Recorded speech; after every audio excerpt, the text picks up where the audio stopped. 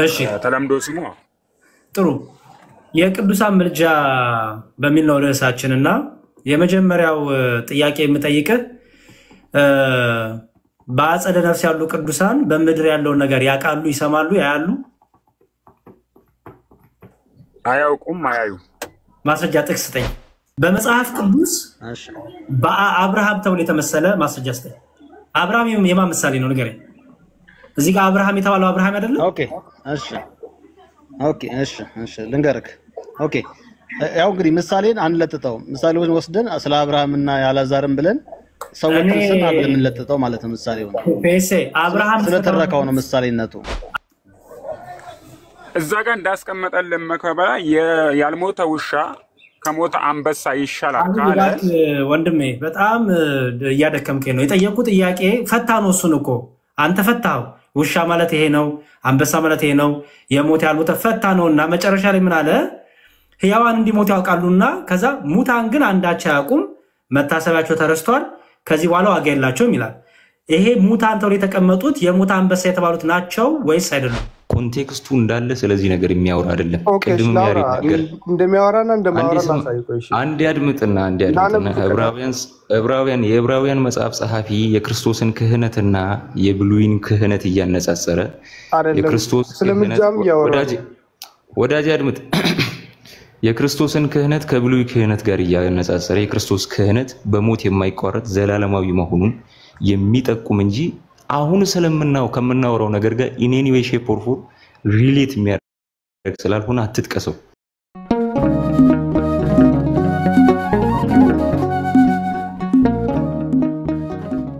ያለው መዝሙራ እንዴነ ሰላም ነው ያለኝ መስከን ሰላም ሁሉ መልካም ባለፈው የቀስ አስተዋወስከው አይ ኦብዘርቨር እንዴት ነህ ደህና ነህ አይደል ሁሉ ሰላም ነው ሁሉ ሰላም ነው ምንም ችግር የለም በቃ አሁን ትምህርት ላይ እናወራ ወንድሜ ወቀሳህን ላንተ ያንተ ወቀሳ አክብሬ እሺ እየተቀበልኩ ለኔ ምንም እኮ አይደለም ግን የሰዎችን ሐሳብ ስለማከብር ዝም ብዬ ሰምቻለሁ መልስ መልሼልሃለሁ እሱ ቻሌንጁ ኔጋ ስላለ ስንቱን ያስታለው ኧረ ኦብዘርቨር ተው ከኔ ጋር ሆኖ ወንድሜ ዛሬ የምናወራው የቅዱሳን ምልጃ ላይ ነው ታውራለህ ደስ ካላለ ተው ግን እኔ ችግር እንዳለ ላሳየህ የቅዱሳን ምልጃ ላይ ታውራለህ ብዙዎችን አስተለናል ከእስላሞች የቅዱሳን ምልጃ ላይ ታውራለህ አይ አንተ እንድታስብኝ ነው ነገርየው ላይ አንተ ዝም ብለህ መልስ እንዳትሰጥኝ እኔ ምለው በህይወታችሁ ደስተኛ ካልሆናችሁ አትግቡ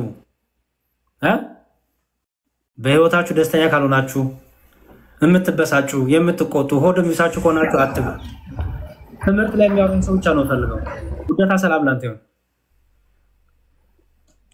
ሰላም ነው ዳቆን ደህና ባባ አለው መስሎኝ ነው ለውጣለው እንዴ ጫጫታ ውስጥ ማለት ይችላል ድምጽ አለ አይ ጫጫታ የለም አለ እንዴ አጠገብ አዎ ለሰዎች ሲያወሩ ይሰማኛል ዘፈን ይሰማኛል አይ ሰላም ብዬ አለፍኩ እኮ በቃ ጨረስኩ ኦኬ እሺ የት እምነት ነው እኔ ክርስቲያን ነኝ የት እምነት ነው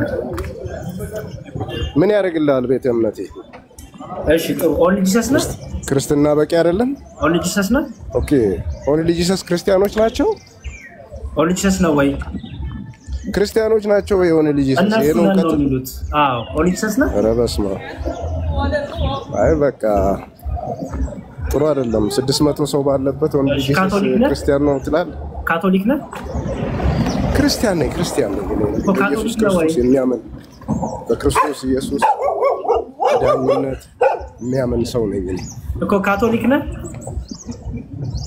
ምን ያደርግልሃል ካቶሊክ ኦንሊ ጂሰስ ምናምን አሁን አስተምሮ ላይ የለጠፍከው ርዕስ አይችል ይገባውት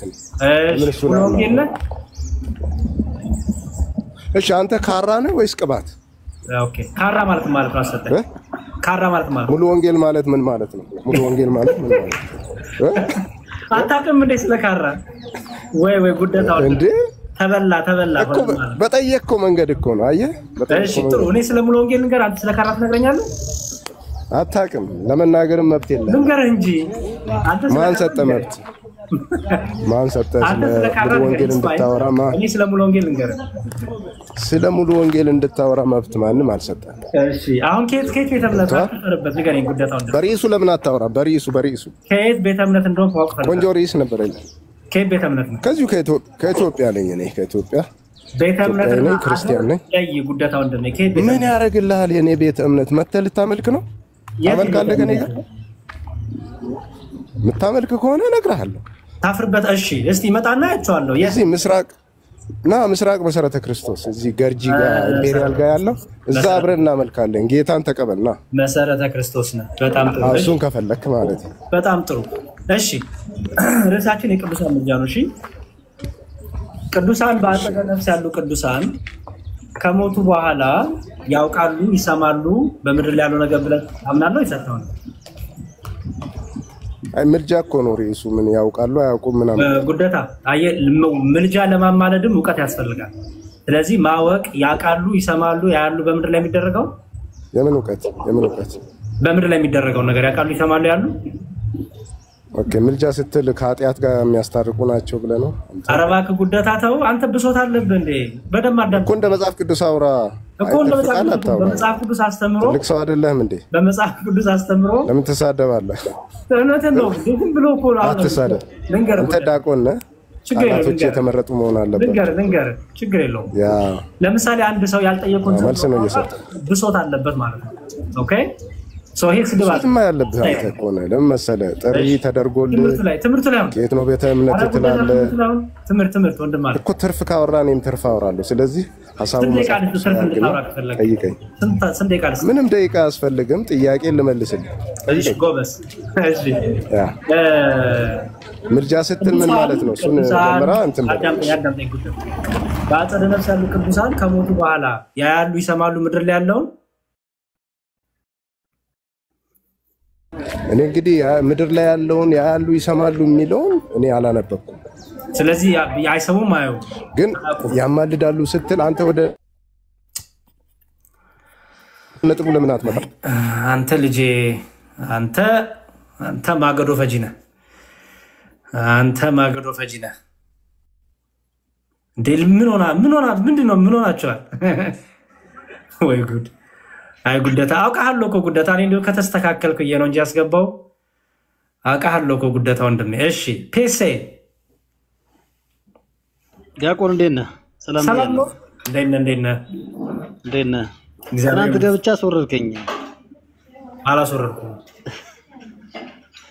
አይ ችግር የለውም። ኔትወርክም ሊሆን ይችላል። እሺ እኛ ነው ላይቭ ክሬተር ነው ያለኝ። ኦኬ አይ ነው እንደዛ ነው የሚያደርገው። ኔትወርክ ሲያስወርድ እንትኑ አስወረደ ይላል እንጂ ሰው ካስወረደ ይታያል። እንትን ማን እንዳስወረደ እንጂ እኔ አላስወረድኩም። ባስ ደግሞ ኮኔክትድ ባይ ላይቭ ክሬተር ይላል። አይ ኔትወርክ ነው የሚሆን። ችግር የለውም ዲያቆንዬ። ባስወርድ ደግሞ ሌላ ቀን እነግርሃለሁ። ፌስይ እኔ ምን ችግር የለብኝም። ምክንያቱም ችግር የለውም። ተናግረኝ አንተ መልካም ሰው ነህ፣ ጥርጥር የለኝም። እሺ ፌስይ ወንድሜ ቤተ እምነትን ሪማይንድ አድርጋቸው። እኔ እንኳን አውቃለሁ፣ ግን ቤተ እምነትን ሪማይንድ አድርጋቸው ለሚሰሙት። ቃሌዎት በጣም ጥሩ። እሺ ፔሴ ርዕሴ እንደምታየው የቅዱሳን ምልጃ ነው። ሰው በሰማይ ያሉ ቅዱሳን፣ በሞት የተለዩ ቅዱሳን ማለት ነው። በስጋ የተለዩ ቅዱሳን በሰማይ ሆኖ በምድር ላይ ያለውን ነገር ያውቃሉ፣ ይሰማሉ፣ ያያሉ ብለህ ታምናለህ? ኦኬ መጽሐፍ ቅዱስ ላይ ያሉት ናቸው። አራቶ ፔሴ አራታው እሺ ልመልስልህ። በቃ በቅነት ልመልስልሽ እንዴ? ቆይ ፔሴ በቅነት ልመልስልሽ፣ ችግር የለም። ቅዱሳን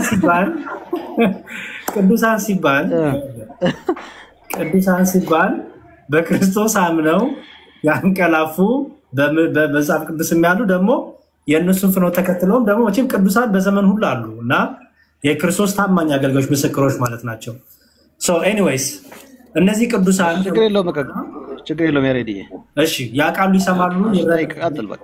እሺ ያውቃሉ፣ ይሰማሉ፣ ያያሉ ብለህ አይሰሙም፣ አያዩም፣ አያውቁም፣ አያማሉ። ኦኬ በጣም ፐርፌክት። ማስረጃ አለ ለዚህ ጥቅስ ማስረጃ አለ የለማ ስለሌለ እኮ ማስረጃ የሌለኝ ጥቅስ ሰሙ እንደሚያውቁ የሚያመልኩት ያቄ ጥቅስ ማስረጃ ካለ የለኝም አለ ኦኬ እኔ እኮ አሁን ዲያቆን እየመሰለህ አሁን አያማልዱም ስልህ ማስረጃ ስለሌለ ነው አንተንም ተመጣጣኝ ማለት ነው ለምሳሌ አያውቁም አይሰሙም ምንም ነገር በምድር ላይ ያለው ነገር አያውቁም አይዲያ ያላቸውም ላልክበት ማስረጃ አለው ወይ አንተ ኦኬ መጽሐፍ ቅዱስ ላይ ያውቃሉ ይሰማሉ ሚል ነገር ስለሌለ ማስረጃ የለኝም የለም እሺ እስቲ እኔ አንድ ጥቅስ ላንብብልህ እዚህ ሉቃስ ወንጌል ምዕራፍ 16 ላይ ምንም ሚል ቃል አለ መሰለ የባለጸጋውና የደሃውን ታሪክ ትዝ ይላል አይደል እሺ ያ የባለጸጋው ሀብታምና የደሃው ታሪክ ላይ ምን ያመጣል መሰለ ስለ አብርሃም ታሪክ ያመጣል እና አብርሃም እነዚህ በባለጸጋውም ሀብታሙም በምድር ላይ ያሉ የሰሩትን ነገር ነግሯቸዋል ባለጸጋው ተመችቶት ይኖር እንደነበረ ደሃው ደግሞ ተጎሳቅሎ ይኖር እንደነበረ አብርሃም ሲናገር ተዋል አብርሃም በምን አወቀ ኦኬ በመጀመሪያ ይሄ ነገር ሜታፎሪክ ነው ማለት ነው ምን ማለት ሜታፎሪክ ትምህርት የቀረበ ሜታፎሪክ ነው ምን ማለት ተርጉሞ ምሳሌያዊ ማለት ነው ምሳሌያዊ ነው ምሳሌያዊ ማለት በጣም ፐርፌክት በይሴ በደም ስማኝ በመጽሐፍ ቅዱስ እሺ በአብርሃም ተብሎ የተመሰለ ማስረጃ አስቀኝ አብርሃም የማን ምሳሌ ነው ንገረኝ እዚህ ጋር አብርሃም የተባለው አብርሃም አይደለም ኦኬ እሺ ልንገርክ ኦኬ ያው እንግዲህ ምሳሌን አንለጥጠው ምሳሌውን ወስደን ስለ አብርሃምና ያላዛርን ብለን ሰዎችን ስም አንለጥጠው ማለት ነው ምሳሌው ፔሴ አብርሃም ስለተረካው ነው ምሳሌነቱ አንዴ አብርሃም ተብሏል አብርሃም እውነተኛ አብርሃም ነው ወይስ ምሳሌ ነው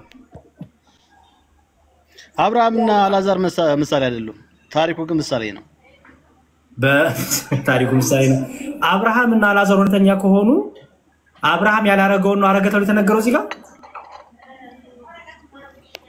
ኦኬ እንግዲህ ዓላማው ምንድነው እሺ ዓላማውን ክርስቶስ እባክህ ፔስ ምሳሌ ነው ካልከ ለምሳሌ በመጽሐፍ ቅዱስ ምሳሌዎቹ ሊፈታሉ አይደል ለምሳሌ የዘርዘሪው ዘርዘሪ ሊዘራ ወጣ ሲል ጌታ ዘርዘሪው ማለት ነው ዘሩ ምን እንደሆነ እነዛ የተዘራበት ጭንጫው ምናምን ሁሉ ተፈቷል አይደል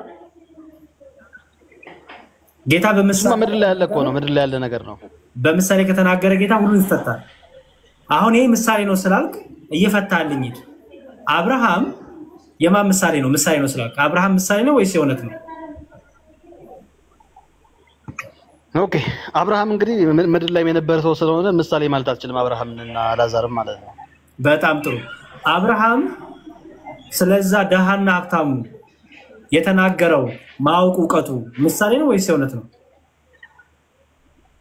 ምንም የተለየ ነገር እኮ እዚህ ጋር እኮ የሚያማልድ ነገር እኮ አታገኝም ኧረ እኔ ስለምልጃ ገና ነኝ እባክህ ፔሴ እንዴ ለምንድን ነው ፌሮነ ስለማወቅም ስለማወቅና ስለእውቀት ነው መጀመሪያ ኦኬ ሁለቱም ሰዎች እኮ ራሳችን መዝሙር የሽ ችግር የለውም እኮ እና በቀነት መልስልኝ ምልጃን ወደ ምልጃ ለመምጣት መጀመሪያ ምን ያስፈልጋል ዕውቀት ይፈልጋል አይደል ማወቅ ይፈልጋል ዕውቀት ይፈልጋል ስለዚህ አሁን የምፈልገው ነው ለአንተ ካንተ መጀመሪያ ማወቅ የሚለውና እንጨርስ አብርሃም ስለ ደሃውና ስለ ባለጸጋው የተናገረው ዕውቀት ምሳሌ ነው ወይስ እውነት ነው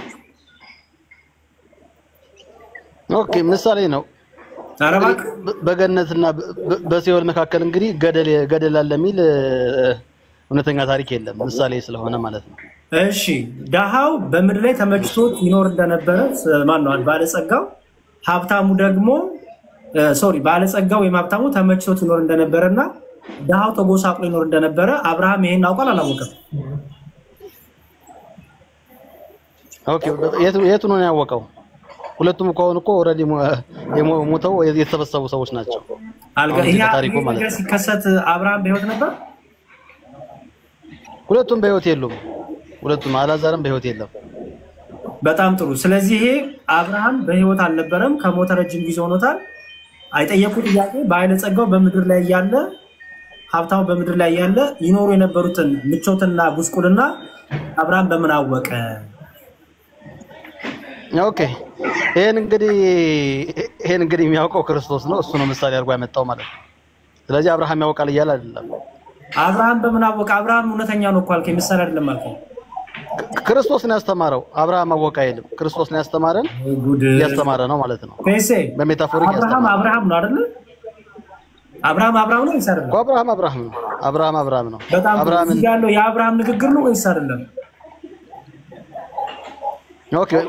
ኦኬ ተረካው የሚተርከው ክርስቶስ ነው። አብርሃም እንደተናገረ ግን ይተርክልናል። በጣም ጥሩ። የአብርሃም ንግግር ውስጥ አብርሃም ሲናገር ምን አለ? ሀብታሙና ድሃው በምድር ስላላቸው ኑሮ አይነት ሁለቱንም እውቀት ተናግሯል። ከየት አመጣው እውቀት አብርሃም? ኦኬ እሺ፣ እንግዲህ አብርሃም በገነት ሆኖ ምድር ላይ ያለውን አላዛርን አወቀው አይደለም? እዚህ ጋር እኔ አልጠየቅኩም። ማለት እድሜን ጊዜን አትፍቲ። በምን አወቀ? ፖይንቱ ይሄ ነው። እኔ እየፈጀው አይደለም፣ በምን አወቀ ነው መዝሙርዬ? በምን አወቀ? አብርሃምና አላዛር እየተረኩ እኮ አይደለም፣ እዚህ ጋር እየተናገሩ እኮ አይደለም ያለ ክርስቶስ እያስተማረ ነው በእነሱ ምሳሌ አማካኝነት። በምን አወቀ ነው ያልኩ? ለምን ቀጥታ አትመልስልኝም? ምሳሌ ነው። ይሄን ነገር የሚያውቀው ክርስቶስ ነው። ክርስቶስ ነው እያስተማረ ያለው። የአብርሃም ንግግር ምሳሌ ነው። ንግግሩ ችግር የለውም ማወቁ። የአብርሃም ንግግር ምሳሌ አረፔስ የአብርሃም ንግግር ምሳሌ ነው። ኦኬ እሺ። አይ መዝሙር በጣም እየተጫንከኝ ነው እንዳልናገር ፈጽሞ ያረክብኝ ነው። ምንም የአብርሃም ንግግር ምሳሌ ነው። የአብርሃም ንግግር ምሳሌ አይደለም። ክርስቶስ ግን በምሳሌ አስተምሯል። ኦኬ ምሳሌ ነው የሚለውን አሳየኝ እና እያንዳንዱ ምሳሌ ትፈታልኛለህ። በጣም ጥሩ። ምሳሌ ነው ስላልክ ይሄ ክርስቶስ በምሳሌ አስተምሮ ስላልከኝ አሁን ምሳሌውን እየፈታ ትሄዳለህ። በጣም ጥሩ። እሺ ቀይ ልብስና ቀጭን የተልባ እግር የለበሰ አንድ ባለጠጋ ሰው ነበረ። ይሄ ባለጠጋው ሰው የእውነት ባለጠጋ ሰው ነው ወይስ የውሸት ነው? ኦኬ እንደ ማስተማሪያ ሲቀርብ ምሳሌነቱ እውነተኛ ባለጸጋ እንደሆነ አድርጎ ነው ያስተማረን። የጠየቁት ጥያቄ እባክህ ወንድሜ ምሳሌ ነው ስላልከኝ ጌታ ይሄ ባለጠጋ ሰው ነበር ያለው ትክክለኛ በህይወት የነበረ ሰው ነው ወይስ ምሳሌ ነው?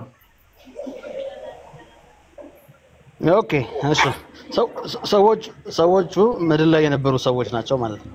ኦኬ እንግዲህ ስለ አስረዳ በቃ ሁለት ደቂቃ አስተኛ ያቋማለኝ አለ። ይኸውልህ ቆይ አንዴ ምሳሌ ነው ስላልክ ጠቅላላ ጌታ በምሳሌ እያስተማረው ስላልክ አቋም ይዛውራኝ። ቀይ ልብስና ቀጭን የተልባ እግር የለበሰ አንድ ባለጠጋ ሰው ነበረ። ይሄ ምሳሌ ነው ወይስ የእውነት ሰው ነበረ? የእውነት ሰው ነበረ። እሺ ፐርፌክት ጥሩ።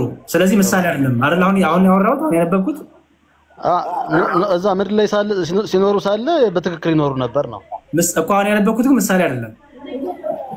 ይኖሩ ነበር። እሺ እሺ እለት እለትም እየተመቸው በደስታ ይኖር ነበር። ምሳሌ ወይስ የእውነት ምቾት? የእውነት ምቾት ነው። በጣም ጥሩ። አላዛር የሚባል አንድ ድሃ በቁስል ተወርሶ በልጅ ፈይቶ ነበር። ምሳሌ ነው ወይስ የእውነት? የእውነት ነው።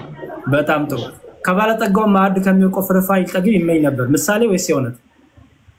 ችግር ታሪኩ የእውነት ነው። ያሬድ እያንዳንዱ ነገር ምሳሌ ያልከኝን እስካገኘው ድረስ ነው የምፈልገው። ሊጠገኝ ምንም ውሾችም እንኳን መጥተው የቁስሎቹ ይልሱ ነበር።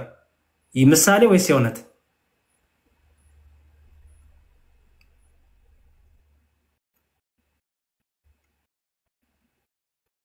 ፔሴ ዲያቆን እንዴት ነው? እንዴት አሉ ዲያቆን? እግዚአብሔር ይመስገን። ታይዟል ናዳር በቃ ምን ይደረግ ወጣ እንዴ? ደማ አስወጣኝ እንዳይ ተናግሬያለሁ። እና ተመለስ። የአብርሃም ንግግር ምሳሌ አይደለም ማለትና ከአብርሃም ንግግር ውስጥ እንጠይቀዋለሁ ማለት ከአብርሃም ንግግር ውስጥ ሙሴና አብርሃም እንግዲህ በአንድ ላይ አልነበሩ። በጣም ረጅም ዓመት ነው በመሃላቸው ማለት ነው። ግን ሙሴ አለላችሁ ነው ያለው። በነገራችን ላይ በመሬት ላይ ላሉት ሙሴ አለላቸው ነው ያለውና አብርሃም ራሱ ሙሴን በምን አወቀ? የምን ህግ? እንዴት የሙሴን ህግን አወቀ? አብርሃም በሺህ ዓመታት መሃላቸው አለ። እንዴት ሙሴ አወቀ? ሙሴን አወቀ አብርሃም እና ቢገባ ብንጠይቀዋለን። አዎ ሲልክ ስጠይቀዋለን። አባይ አፖስቶሊክ ሰላም ብያለሁ። ሰላም መዝሙር ሰላም ብያለሁ። ሰላም ናችሁ? እግዚአብሔር ይመስገን። ከቤተ እምነት ነህ አባይ? ሰላም ነን እግዚአብሔር ይመስገን። አፖስቶሊክ ወይንም ሐዋርያዊ ቤተክርስቲያን ኦንሊ ጂሰስ ማለት ነው? እሺ ተለምዶ ስሙ ጥሩ። የቅዱሳን ምልጃ በሚል ነው ርዕሳችንና የመጀመሪያው ጥያቄ የምጠይቅህ በአጸደ ነፍስ ያሉ ቅዱሳን በምድር ያለውን ነገር ያውቃሉ፣ ይሰማሉ፣ ያያሉ? አያውቁም፣ አያዩ። ማስረጃ ጥቅስ ስጠኝ። ይሄን የሚያስረዳ ማስረጃ ጥቅስ ስጠኝ። መክብብ 9:6 ላይ ወይንም 5 ችግር የለውም። በደስታ ይልሃለሁ፣ በደስታ። እሺ መጽሐፈ መክብብ ምዕራፍ 9 እንዲህ ይላል። ከስንት ቁጥር ጀምሮ አንብብልን? ቁጥር 5 ላይ። እሺ ከቁጥር አልጀምረል። እንደው ያልሞተ ውሻ ከሞተ አንበሳ ይሻላልና ሰው ከሕያዋን ሁሉ ጋር በአንድነት ቢኖር ተስፋ አለው። ሕያዋን እንዲሞቱ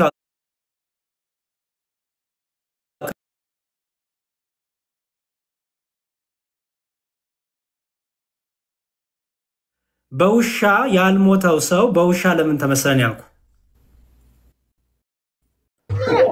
አንበሳውና ውሻውና ያወዳደረልን እሱን አልጠየኩም። በውሻ ለምን ተመሰለን ያልኩ?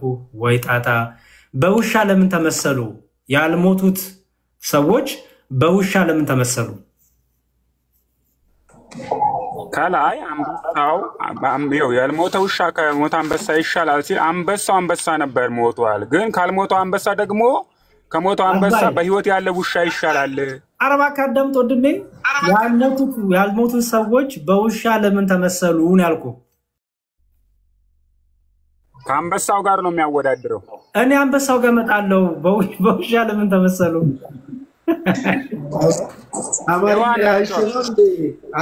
የተጠየቀው ውሻ ማለት ለምንድን ነው ውሻ የተባለው? በቃ ምንድነው ትርጉሙን ስንገረን ነው እንጂ እኮ ውሻና አንበሳ እኮ አወዳደረ። እሱን እኮ እናውቃለን። ትርጉሙን ንገረን እንጂ ፓፓ። ውሻው ከአንበሳው ደካማ ነው፣ ግን በህይወት አለ። በህይወት ስላለ በልጦታል አንበሳውን። የአንበሳው ነበር ጻድቅ ነበር ሞቷል። ግን ከሞተው በደንብ ልንገርህ፣ እንደውም እዚህ ጋር ከሞተው ጻድቅ ያልሞተው መዝሙር አፌ ላይ አጥቁማ ልንገርህ። ጠየቀኝ እኮ ጠየቀኝ ልንገርህ። አንዴ በውሻ የተመሰለው ማን ነው ንገረኝ። እና በውሻ ለምን ተመሰለ? በውሻ የተመሰለው ማን ነው? በውሻ ለምን ተመሰለ? መጀመሪያ በውሻ የተመሰለው ማን ነው? ኃጢአተኛ ነው። ኃጢአተኛ? በእሺ በጣም ጥሩ። በውሻ የተመሰለው ኃጢአተኛ አይደለ? በጣም ጥሩ። በውሻ የተመሰለው ኃጢአተኛ ስለሆነ ነው እያልከኝ ነው አይደል? ኃጢአተኛ ነው በውሻ የተመሰለው። በጣም ጥሩ። እሺ ከሞተ አንበሳ ይላል አይደለ? በጣም ጥሩ። የሞተ አንበሳ የተባለው ማን ነው? ጻድቅ ነው የሞተ አንበሳ? እሺ በምድር ላይ ያለ ጻድቁ ምን ነበረ ስሙ? አንበሳ ወይስ ውሻ? ጻድቅ አንበሳ ነው። እንደ መጽሐፉ እንዳስቀመጠልን ነው የምናወራው። ሎጂክ አንገባም። መጽሐፉ እንዳለን ችግር የለውም። እንድትፈታልኝ ፈልጌ ነው። ስለዚህ በምድር ላይ ያለም ጻድቁ አንበሳ። እሺ ጥሩ። ሰው ከሕያዋን ጋር በአንድነት ቢኖር ተስፋ አለው። ሕያዋን የተባሉት እነማን ናቸው? እነዚህ ያልሞቱት ሕያዋን የሆኑት ኃጣኖቹ ማለት ነው። ሕያዋን የሆኑት ያልሞቱት እኮ ኃጣኖቹ ማለት ነው። ያልሞቱት ኃጣን ናቸው እኮ አልከኝ። ያልሞቱት ሕፃን አላልኩም እኔ። በደንብ አዳምጠኝ። ጻድቁ አንበሳ የተባለው ቆይ መዝሙረ ቆይ ሎጂክ አንግባ። ቆይ አብይ አንዴ ልመልስ አንዴ። ያልሞተ ውሻ የተባለው ኃጢአተኞች ናቸው አልከኝ አይደል? ያልሞተ ኃጢአተኛ ማለት ነው። ያልሞተ ውሻ ማለት ያልሞተ አዳምጠኝ። ልጨርስልህ በደንብ እኩል እንድመልስልኝ እኔ ልጨርስልህ። የምትጠይቀኝን ጥያቄ በደንብ አብራርተህ እንድትጠይቀኝ። ያልሞተ ውሻ የተባለው ያልሞተ ኃጢአተኛ ማለት ነው። የሞተ አንበሳ የተባለው የሞተ ጻድቅ ማለት ነው። እሺ በጣም ጥሩ። ስለዚህ ያ ያልሞተ ውሻ በህይወት የሚኖር ነው አይደል? ያልሞተ ውሻ የተባለው ያልሞተ ኃጢአተኛ በህይወት የሚኖር ማለት ነው። በጣም ፐርፌክት። ሰው ከሕያዋን ሁሉ ጋር በአንድነት ቢኖር ተስፋ አለው። ሕያዋን የተባለው ኃጢአተኛ ውሻ ነው። ኦኬ ሕያዋን የተባሉት እነዚህ በኃጢአተኛም ያሉት፣ ምክንያቱም እድል ፋንታ አላቸው፣ የንስሐ እድል ፋንታ አላቸው። ሕያዋን የተባሉት ኃጢአተኞች ናቸው ወይ? አዎ እድል ፋንታ አላቸው እያልኩ ነው። ሕያዋን እድል ፋንታ አላቸው አለ። በጣም ጥሩ እሺ ሕያዋን እንዲሞቱ ያውቃሉና ማለት ነው እንደሚሞቱ ያውቃሉ ስለዚህ ንስሐ ይገባሉ እንደሚሞቱ ያውቃሉ ማለት ነው ሕያዋን እንዲሞቱ ያውቃሉ አለን እኮ ሎጂኩን ከነ የምትጠይቀኝ እዛው ጋር እኮ ነው ያለው እሺ በጣም ጥሩ ሙታን ግን አንዳች አያውቁም ምን ማለት ነው ሞተዋል ሕያዋኖቹ እኮ እንደሚሞቱ ነው የሚያውቁት እኮ ወንድሜ ሕያዋኖቹ ሙታን እኮ ሙታንን እኮ ሞተዋል ብሎ አስቀመጠ ሞተዋል አለው ስማኝ ቆይ ሕያዋኖቹ እንደሚሞቱ ያውቃሉ አለና ሙታን ግን አንዳች አያውቁም ይላል ሙታኖቹ ኦልሬዲ ሞተዋል አይደል አይደል ሙታን ቆይ ሔዋን አለ ተስፋ ያይኖረው ይሄ ሔዋን የተባለው ተስፋ ያለው እንዴት ነው የንስሐ ተስፋ አለው እነዛ ግን ሞተዋል ንስሐ መግባት አይችሉም እድል ፋንታ የላቸውም በጣም ጻድቃኖቹ ማለት ነው የሞቱታ ቅዱሳን ጻድቃኖቹ አይደል ሙታን አንዳች ያውቁም ካለ ሙታን ከተባለ የሞቱ ናቸው ምንም ከራሳችን እንጨምረው ነገር አይደለም የምትለኝ ቅዱሳኑ ጻድቃኑ ማለት ነው የሞት አንበሳ የተባሉት ወይ ሙታን አንዳች ያውቁም መታሰቢያቸውም ተረስቷል ከዚህ በኋላ እድል ፋንታ የላቸውም ይላል እኮ ቅዱሳኑ ነው የምትለኝ አይደል ምንም መታሰቢያቸው ተረስቷል አንዳች የላቸውም የተባሉ ቅዱሳኑ ናቸው አይደል ሙታን የተባለው ቅዱሳን የሚል ነገር እዛ ጋር አልተጻፈም መዝሙር ሙታን ካለ ሙታን ብለን ነው የምንቀበለው በጣም ጥሩ የሞት አንበሳ የተባለው ማን ነው እዚህ ጋር ስማኛ በህይወት ያለውና የሞት የተባሉት እነማን ናቸው በአንተ ትምህርት በህይወት ቆይ በደም አሁን እዛ ጋር መክበብ ሲጽፍልን የሞተ ከሞተ ጻድቅ ያልሞተው ምን ይሻላል ኃጢአተኛ ምክንያቱም እድል ፋንታ አለው አለ ምን አይነት እድል ፋንታ የንስሐ እድል ፋንታ አለው ንስሐ መግባት ይችላል ነገ ጻድቅ መሆን ይችላል በደንብ ግልጽ እኮ ነው እዛ ጋር የሚናገረው ነገር እንጂ ሙታን ግን አንዳች ያውቅም ቆይ አዳምጠኝ ሙታን ግን አንዳች ያውቅም ይልና ለሚስደረገው ነገር በምድር ላይ እድል ፋንታ የላቸውም ማለት የሚያውቁት ነገር የለም ምድር ላይ የሚደረገው ነገር ሞተዋል እነዛ ኦሬዲ በቃ እንደዛ ነው የሚያስቀምጥልን መክበብ አይ አይደለም አንተን ያልከው እሱ አሁን በደንብ ስማኝ መታሰቢያቸው የተረሳ ከዚህ በኋላ ዋጋ የሌላቸው ቅዱሳን ናቸው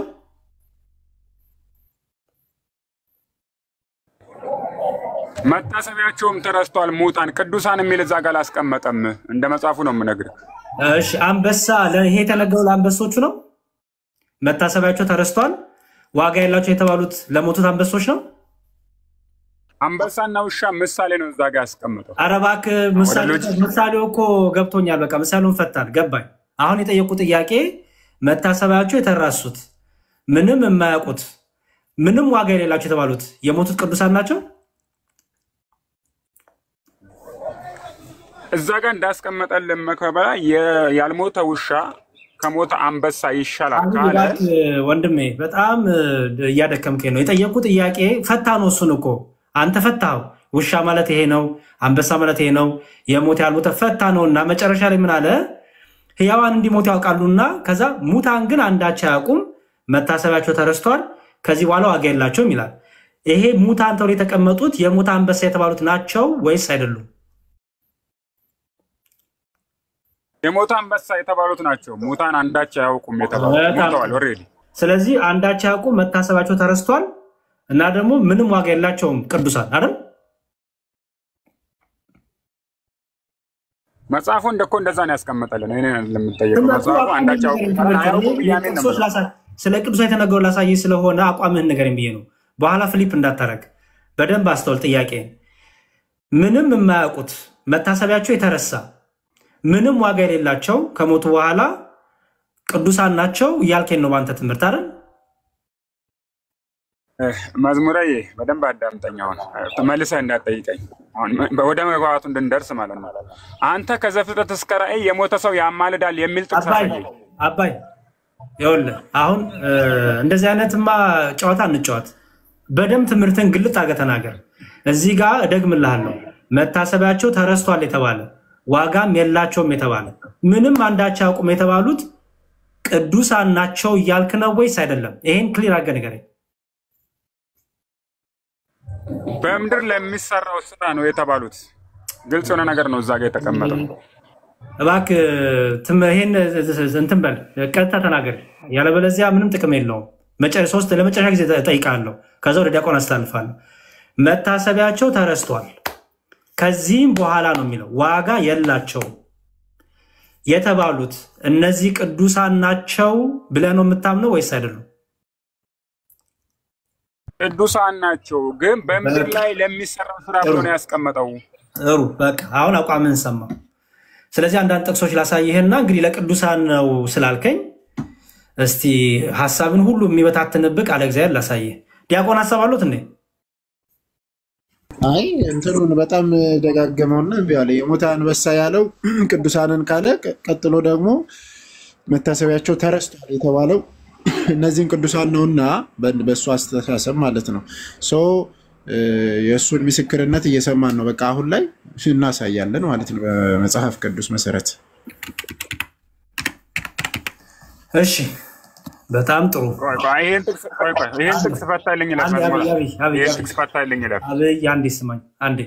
ከዚህ ለቅዱሳኑ ሁሉ አድርገህ ስለሰጠኸው እንዴት እንደምትፈታው ማየት ፈልጌ ነው። ለቅዱሳን የተነገሩትን ጥቅሶች እሰጥሃለሁ። ኦኬ ለቅዱሳን የተነገሩትን ጥቅሶች ሰጥህና እሱ ጋር ቆመና አንደስማማው አይደሉም ካልከኝ መክበብ ፈታልኝና ለፋ አይደሉም ካልከኝ እያዳመጥክ ወንድሜ እያዳመጥክ ይሄ መታሰቢያቸው የተረሳ አንዳች የሌላቸው ቅዱሳን ናቸው ብለኛል። እሺ እንዲህ ይላል። ለምሳሌ ምን ላምጣልህ? እሺ መዝሙረ ዳዊት መዝሙር 112 ቁጥር 6 እንዲህ ይላል። መዝሙረ ዳዊት መዝሙር 112 ቁጥር 6 ለዘላለም አይናወጥም ካለ በኋላ የጻድቅ መታሰቢያ ለዘላለም ይኖራል ይላል። አስተውል ቃሉን። የጻድቅ መታሰቢያ ለዘላለም ይኖራል ይላል። መክብብ ላይ አስማማና መልስልኝ። መክብብ ላይ መታሰቢያቸውም አይኖርም የተባሉት ቅዱሳን ናቸው አልከኝ፣ ጻድቃን ናቸው አልከኝ። ዳዊት ደግሞ የጻድቅ መታሰቢያ ለዘላለም ይኖራል ይላል። ሁለቱን አስማማና መልስልኝ። ዳዊት የሚለው ከዚህ ጋር የማይሄደው ነገር አንድ ነገር አለ። እዚህ ጋር የሚለው በምድር ለሚደረገው ነገር ነው መታሰቢያ የላቸውም የሚለው። ያኛው ግን በሰማይ መዝገብ አለ። ራእይ ምዕራፍ 21 ላይ እንደተጻፈው መጽሐፍም ተከፈቱ፣ ሌላ መጽሐፍም ተከፈተ፣ እሱም የሕይወት መጽሐፍ ነው ይላል። እዛ መጽሐፍ ላይ ያሉ እነዚህ ቅዱሳን በምድር ለሚደረገው ነገር ግን መታሰቢያ የላቸውም። ይሄንኛው እያለን ያለው በምድር ለሚደረገው ነገር ነው። እሺ የጻድቅ መታሰቢያ ለዘላለም ይኖራል ማለት ነው። ራእይ 21 ላይ እንደተጻፈው ነው በሕይወት መዝገብ ላይ የጻድቅ መታሰቢያ ለዘላለም። ስለዚህ እኔ ጠየቁ ከሞት በኋላ ጻድቃን ቅዱሳን ምንም አያውቁም። ከሞት በኋላ መታሰቢያቸው ተረስቷል ነበር ያልከኝ ቅድም።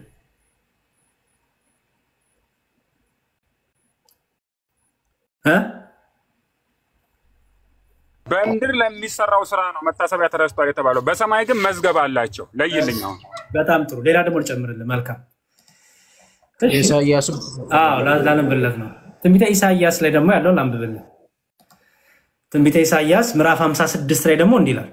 ትንቢተ ኢሳይያስ ምዕራፍ 56 እግዚአብሔር ሰንበቴን ለሚጠብቁ ደስ የሚያሰኝ ነገር ለሚመርጡ ቃል ኪዳኔንም ለሚይዙ ጃንደረቦች እንዲህ ይላል በቤቴና በቅጥሬ ውስጥ ከወንዶችና ከሴቶች ልጆች ይልቅ የሚበልጥ መታሰቢያና ስም እሰጣቸዋለሁ፣ የማይጠፋም ስም የዘላለም ስም እሰጣቸዋለሁ ይላል።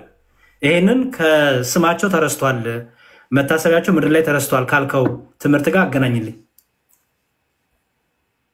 አሁንም መዝሙረ ግልጽ ነገር ነው እዚህ ጋር የሚናገረው። ራእይ ላይ መዝገብ ላይ የተጻፉት ናቸው የማይረሱ በምድር ላይ አይደለም። ኢሳይያስ 56 ላይ ነው የጠየቁ። አልሰማኝም? ኦኬ ላነብልሽ ያን ቦታ መዝሙረ ላንብብልህ ችግር የለውም። እንዲህ ይላል ኢሳይያስ 56 ከቁጥር 4 ጀምሮ እግዚአብሔር ሰንበቴን ስለሚጠብቁ ደስም የሚያሰኝም ነገር ስለሚመርጡ ቃል ኪዳኔንም ስለሚይዙ ጃንደረቦች እንዲህ ይላልና ምን ይላል? በቤቴና በቅጥሬ ውስጥ ከወንዶችና ከሴቶች ልጆች ይልቅ የሚበልጥ የመታሰቢያ ስምን እሰጣቸዋለሁ፣ የማይጠፋም የዘላለም ስም እሰጣቸዋለሁ ይላል። ቤቴና ቅጥሬ ያለው የት ነው?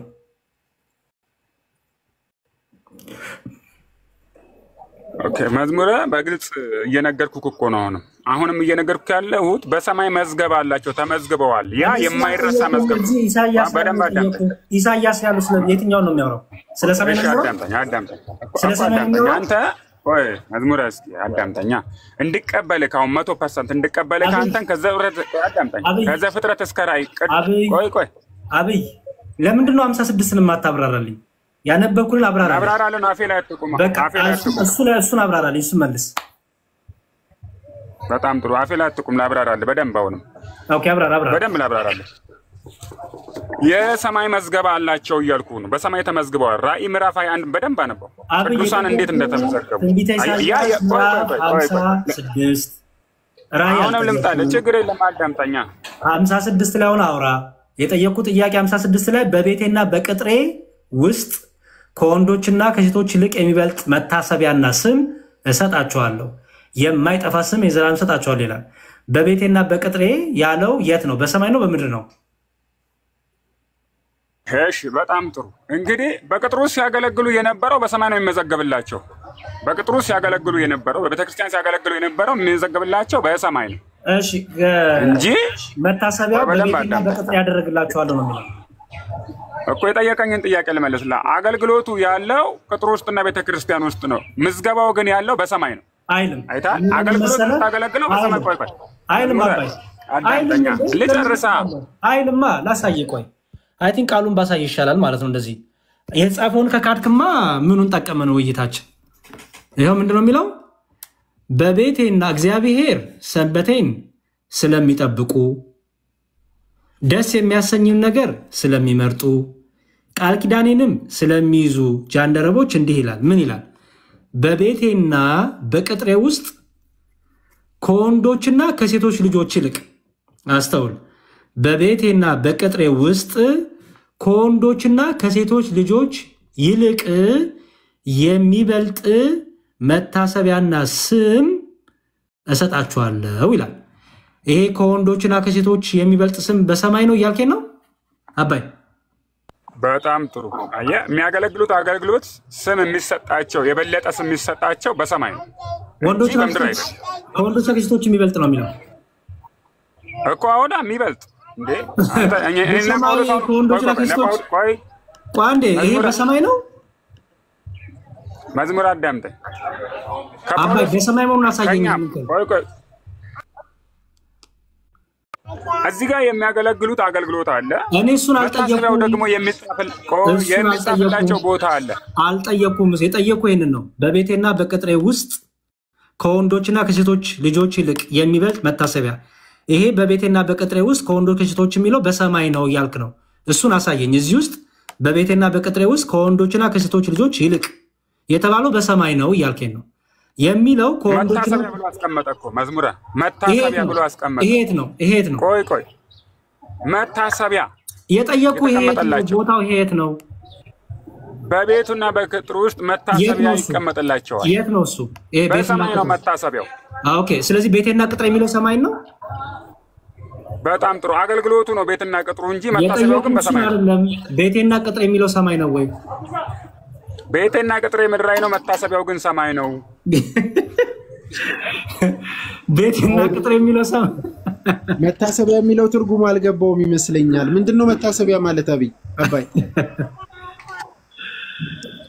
መታሰቢያ ምንድነው? እስቲ ንገረን። ኦኬ። ቅዱሳን ያደረጉት ነገር በሰማይ ይጻፍላቸዋል። ያ መታሰቢያ ብሎ መጽሐፍ ቅዱስ ያስቀምጥልናል። በምድር ላይ ያደረጉት ነገር ሙሉ ትርጉሙ መታሰቢያ ማለት አባይ አንዴ ተረጋግተህ እድል ስጠኝ ወይ ጠይቅና ጨርስና እድል ስጠኝ ወይ ደግሞ ልስማ። አንዴ ስማ። አሁን ምንም እንትን አትለም። የቃሉ ትርጉም መታሰቢያ ማለት ምን ማለት ነው? ጌታ ኢየሱስ ክርስቶስንም እያሰብክ ማለት ነው። መታሰቢያ ያድርጉ እያለ እዛ ጋርም ጠይቃለሁ። እሺ ቀጥል። መታሰቢያ ማለት ምን ማለት ነው? በቃ አሁን አዳምጠችን ትንሽ ፈታ አድርግልህ። የእግዚአብሔር ቃል ሲናገር ገንዘባችሁን እንኳን ሲል ብል በማይበላው ይጻፍላችኋል ይላል። እዚህ ጋር ነው ገንዘቡን የምንከፍለው፣ ግን የሚጻፍልን ብል በማይበላው የት? በእግዚአብሔር መንግስት። እዚህ ጋር የከፈልነው ገንዘብ ብል በማይበላው መዝገብ ይጻፍላችኋል ይለናል። አገልግሎትም እዚህ ጋር የምናገለግለው መታሰቢያ ይጻፍልናል። እንደዛ ነው መጽሐፍ ቅዱስ የሚያስቀምጠው። አንዴ አባይ የቃሉ ትርጉም ምንድን ነው? መታሰቢያ ማለት የቃሉ ትርጉም ንገረኝ። እኔ አሁን ሌላ ነገር እንድትናገር እንትን አለ። በቃ መታሰቢያ ማለት ነው ማለት ነው። ኦኬ እንትኑን ከፈለክ መታሰቢያ የማይረሳ ወይንም ደግሞ እንደ ማስታወሻ የሚታሰቡበት እነዛ ሰዎች የሚታሰቡበት የማይረሱበት ማለት ነው። ማን ነው የሚያስበው? እግዚአብሔር ነው። እግዚአብሔርማ ከእግዚአብሔር ጋር አይደሉም እንዴ እነሱ? መዝገብ አላቸው በሰማይ እያልኩ ነው። ከእግዚአብሔር ጋር አይደሉም እነሱ ማለት ወደ ላይ ሲሄዱ እግዚአብሔር ጋር አይደሉም ወይ? የለም ወጥቷል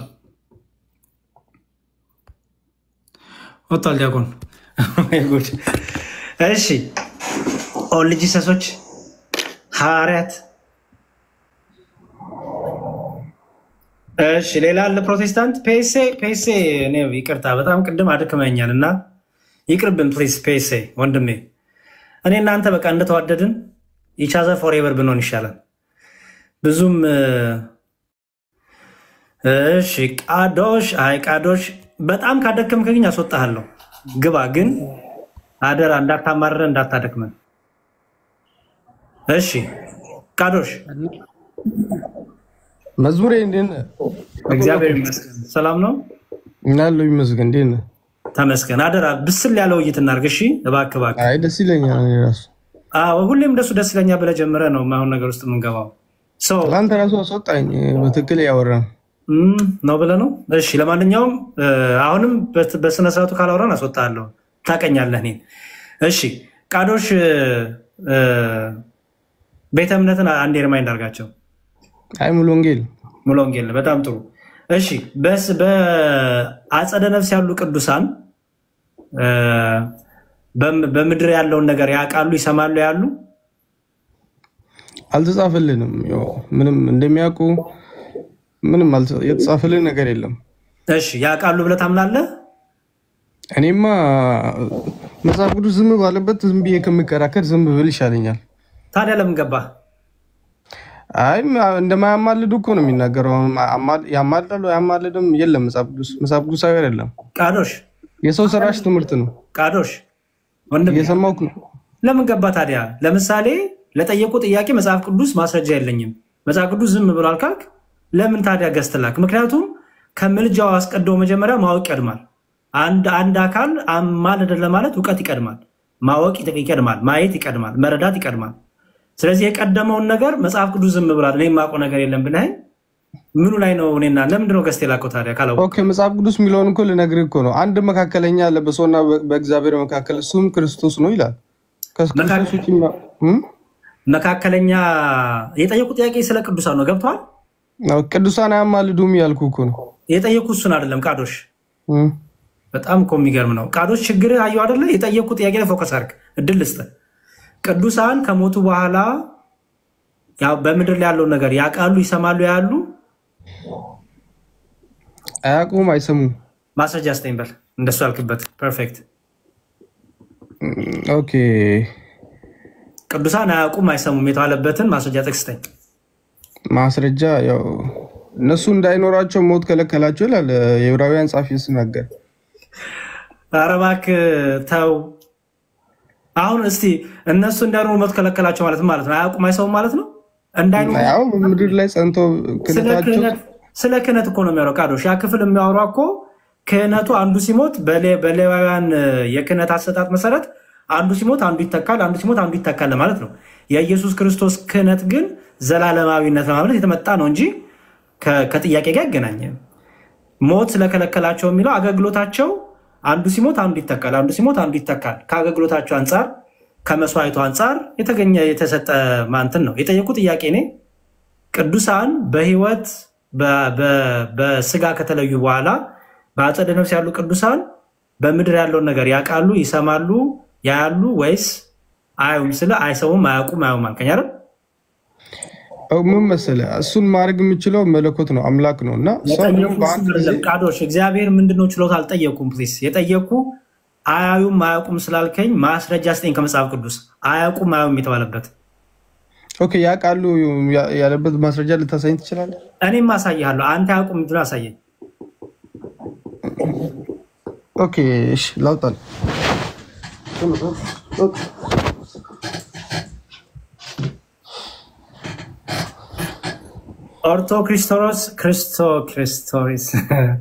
ኦርቶ ክሮስቲስ ሰላም ናቡሽ አቡሽ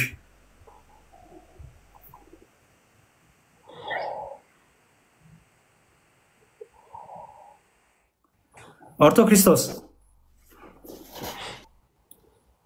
አንዴ የመጣው ያሬዱ ስራ ይዞኝ ነው።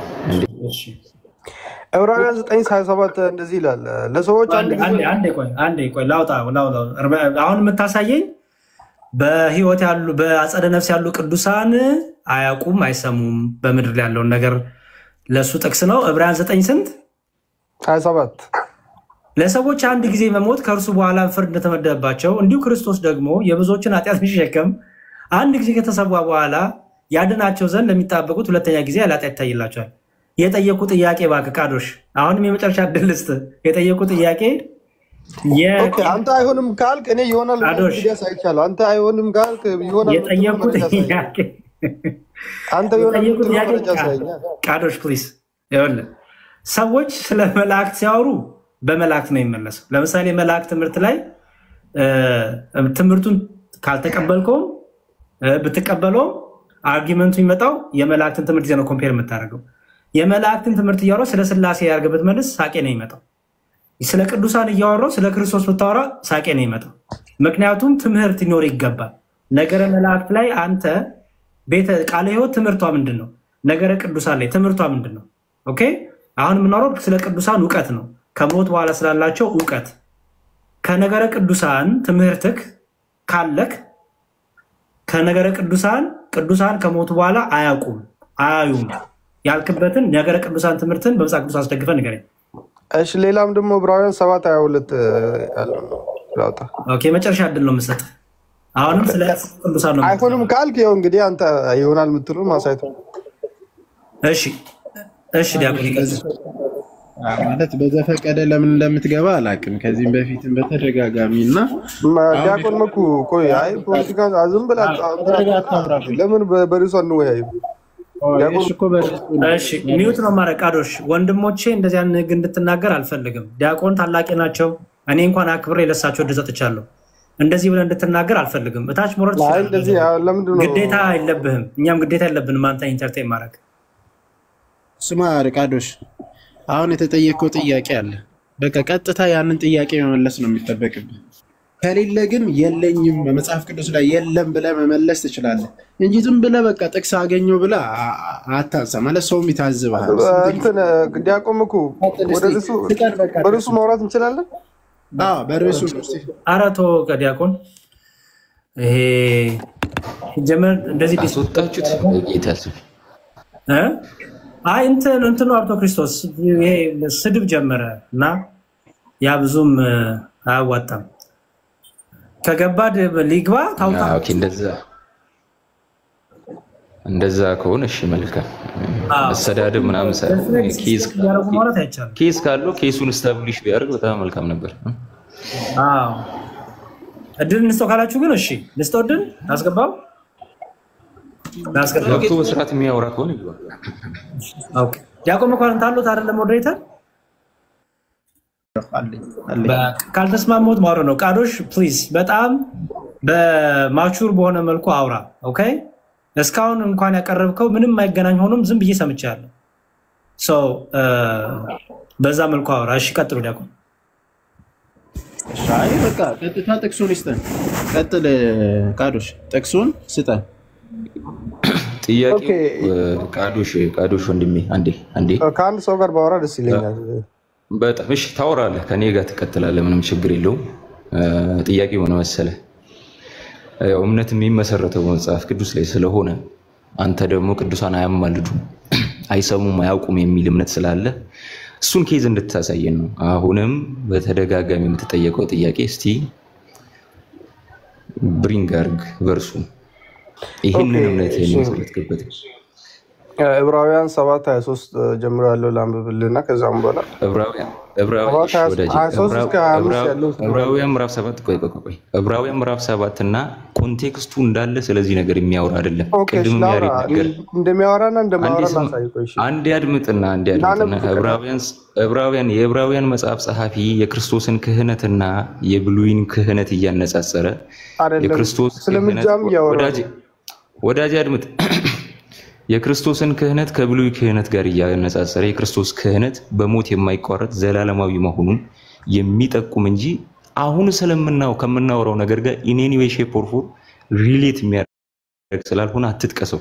እሱን 722 አልክ 722 በቃ ሞት ስለከለከላቸው የሚለውን የፈለከው በፍጹም እንደዛ የሚል አይነት ነገር የለውም።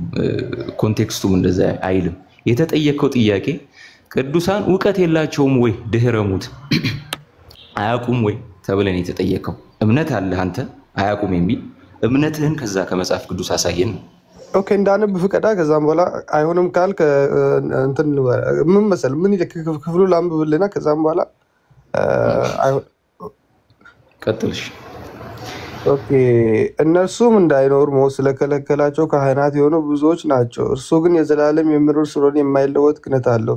ስለ እነርሱም ሊያማልድ ዘውትር በሕይወት ይኖራል ይላል። ቀጥሎ ደግሞ ስለዚህ ደግሞ እርሱ ወደ እግዚአብሔር የሚመጡትን ፈጽሞ ሊያድናቸው ይችላል ብሎ ክፍሉ ስለሚያወራ እንግዲህ ክርስቶስ ስለማይሞት እንደገና ደግሞ ስለሱ ሊያማልድ ሁሌም ዘውትር በሕይወት ይኖራል። እነሱ ደግሞ ሰው ስለሆኑ ያው ክህነታቸው ማለት በስጋ ሁሌም ስለሚሞቱ ጸንቶ ሊቆዩ አልቻሉም። ክርስቶስ አምላክም ሰውም ስለሆነ መካከለኛ ሊሆን ይችላል ብሎ ክፍሉ ያስቀመጠልን ነው እዚህ ክፍል ላይ።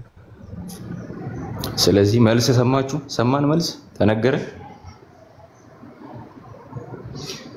ነው ወይስ የተጠየቀውን ጥያቄ እንደው አልገባኝም። ሪፍሬዝ አድርጉልኝ።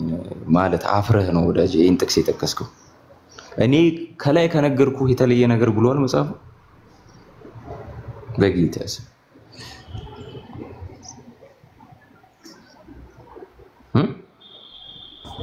ቀጥሎ እኮ ስለ ምልጃ ያወራ እኮ ነው ብራዘር። እነሱ እንዳይኖሩ ሞት ስለከለከላቸው ካህናት የሆኑት ብዙዎች ናቸው ካለ በኋላ ቀጥሎ ደግሞ 25 ላይ ስለ እነሱ የጠየቅኩትን ጥያቄ መልሰህ እኔን ጠይቀኝ በጌታ። አው ከጠይቃለሽ ምንድነው ማስረጃ ምንድነው? እሺ ለምሳሌ ቅዱሳን ያማልዳሉ ለምትለው ያቃሉ that's a second question። እሱ ሁለተኛ ጥያቄ ነው። በዛ እንቀጥል። መልስ የለኝም ብለህ አምነህ ቴስቲፋይ ካረክ እንቀጥላለን ወደዛ። ኖ አሁን የጠቀስኩት ጥቅስ ቀጥታ ኬዜን ይገነባልኛል የምትል ከሆነ ግን የታለ ነው ጥያቄ። አይ ኖ ጥቅሱ ስለጠየቃችሁ ጥያቄ ጋር ምንም አይነት ግንኙነት የለውም ብለህ ካመንክ ኦኬ እንደዛ አይደለም። ስለዚህ therefore የእናንተን ኬዝ ደግሞ አሳዩኝ ማለት ትችላለህ። that second question ነው። shift አታርግ።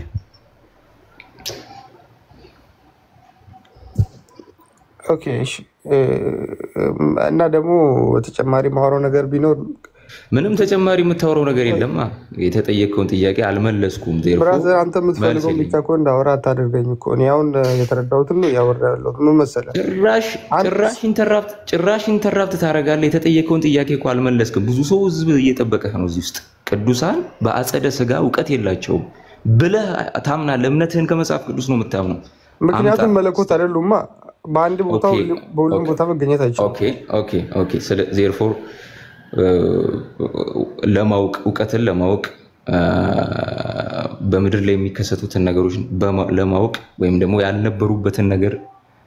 ያልነበሩበትን ድምጽ መስማት መለኮት መሆንን ይጠይቃል። ኦፍ ኮርስ መጽሐፍ ቅዱስ አይደል መለኮት መሆን ይጠይቃል። ክርስቶስ እግዚአብሔር ነው።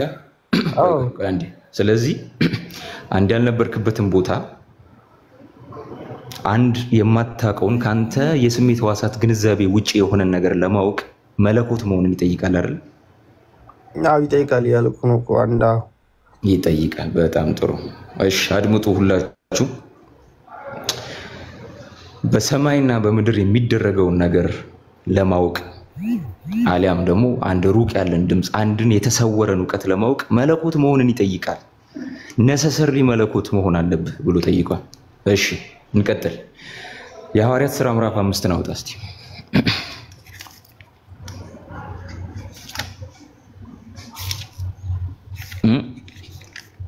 ያወጣልን እሺ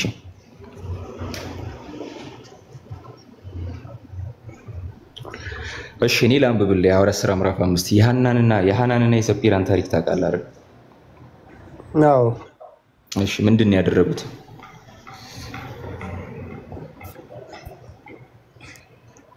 አንብባ ክፍሉን አጠይቀኝ። ኦኬ አይ ጊዜ ለመቆጠብ ያክል አይ ችግር የለውም።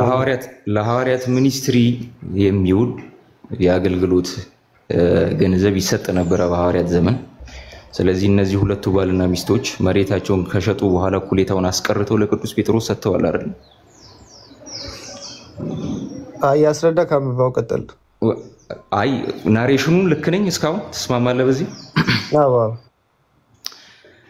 ኩሌታውን አስቀርተው ለቅዱስ ጴጥሮስ ሰጡት። ከዛ ጴጥሮስ ምን አላቸው?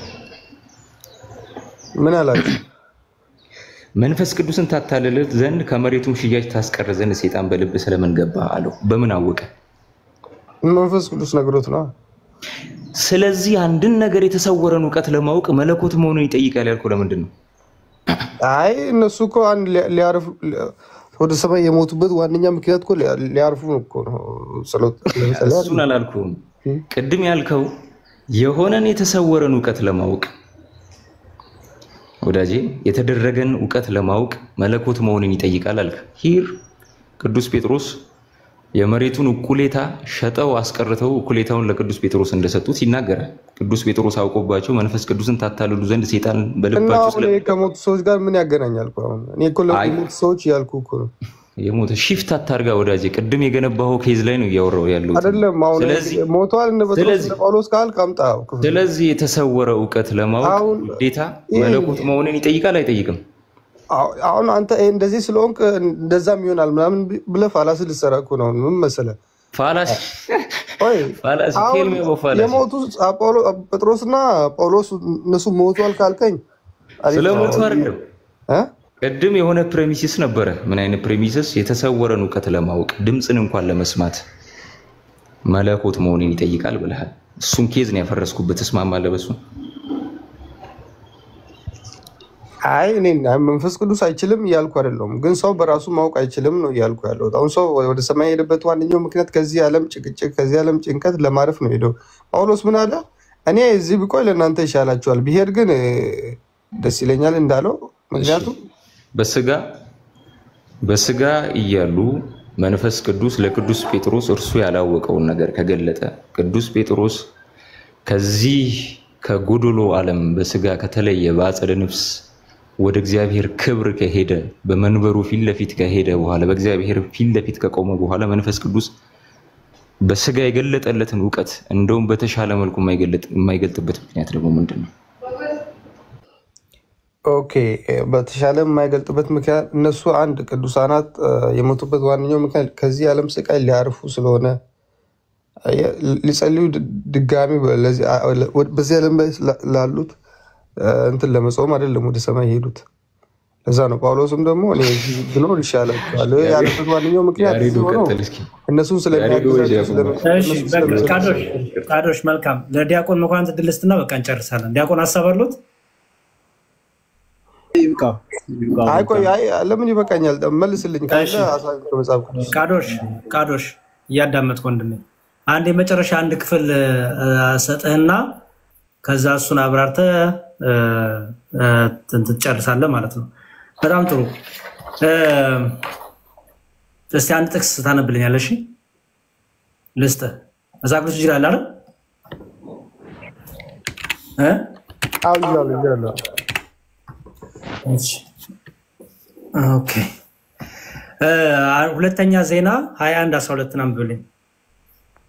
ሁለተኛ ዜና 21:12 ከዛ እንጨርሳለን ካንተ ጋር።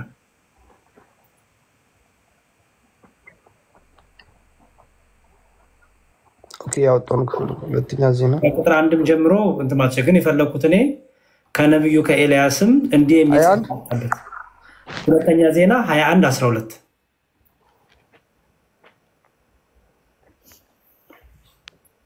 ሁለተኛ ዜና 21:12 ከነብዩ ከኤልያስም እንዲህ የሚል ጽሕፈት መጣበት ይላል። የአባቴ ዳዊት አምላክ እግዚአብሔር እንዲህ ይላል። አዎ ለማን ነው ጽሕፈት የመጣው? በዮሳፍጥ መንገድ በይሁዳም ንጉስ በአሳ መንገድ አልሄድህምና። ለማን ነው ጽሕፈት የመጣው? ለኢዮራም አይደል? አዎ እሺ። ኢዮራም ንጉስ በነበረ ጊዜ ኤልያስ ነበር ምድር ላይ? ኢዮራም ንጉስ በነበረበት ጊዜ ኤልያስ ነበር ምድር ላይ?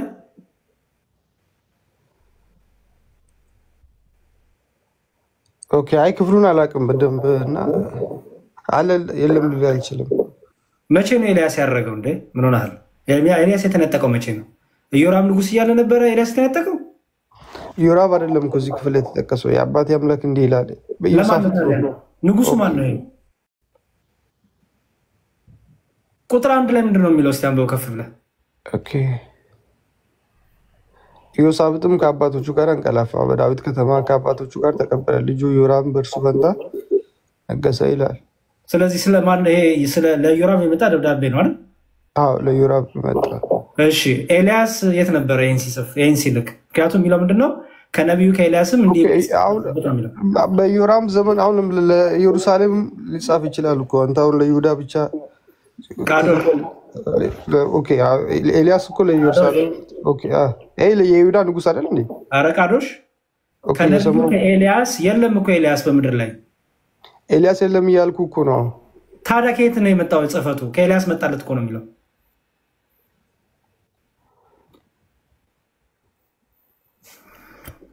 አንብበን አቃዶሽ እናመሰግናለን ወንድም አለ። እሺ ሌላ ፕሮቴስታንት አለ በቅዱሳን ምልጃ ሊያወራ የሚችል ጥቅሱ ለምትፈልጉ ሁለተኛ ዜና ምዕራፍ 21 ከቁጥር 1 እስከ 12 ጀምሮ አንብቡት።